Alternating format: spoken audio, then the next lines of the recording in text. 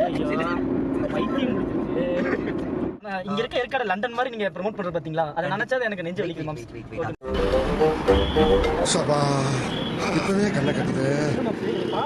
பாடியை ஃப்ரீயா விடுங்க. உங்க பாடி ஆட்ட கொடுத்துருங்க. தலை நான் கழிச்சிங்க டைம் அவர் பாடி போடுறது இல்லை.